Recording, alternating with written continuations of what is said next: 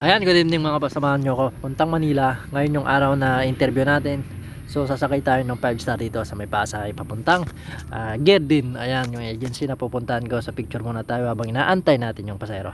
Ayan, so dito na tayo sa Manila Bay. Dito muna ako nagpa-lipas ng oras dahil napakaaga pa, alas 6. At ang open ng agency sa Gerdin ay alas 9, pero ang appointment natin is alas 8:30. Ayan, so nagtambay muna ako dito. Tinignan ko tong viral dati na white sands kumbaga. Ayan, so ang daming dumi. Ayan, kala ko dati napakalinis pero nililinis naman, kaso nakakadismaya lang kasi sa ibabaw marami pang mga batong puti, pero pagdating mo dito halos buhangin na lang yung natira gawa ng nagsunod-sunod yung bagyo. Ganito na nangyari. So pagkapasok ko pa lang nagandahan na ako. So ito yung itsura niya mga boss. Ayan.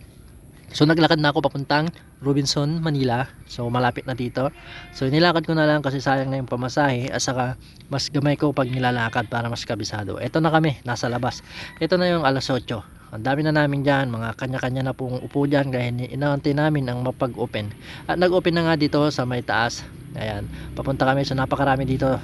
100 plus kami dito mga boss, na i-interview ng employer na galing sa Taiwan. Ayan, so tapos na nga ang ating interview at sana pala rin tayo sa susunod, sana pagbalik medical na. Sa mga di pa nakakaalam mga boss, dati akong OFW, nag-Taiwan na ako 3 years. Ayan, so 2015 to 2018. Ngayon gusto ko nang bumalik kasi nga kailangan natin, kasi lumalaki na yung pamilya natin. Ayan, so sana pala rin ulit tayo at sana magustuhan tayo ng employer. Ayan, so negative ang mga iba nating kasama kasi nga hindi sila nakapunta dahil nga sa may bagyo.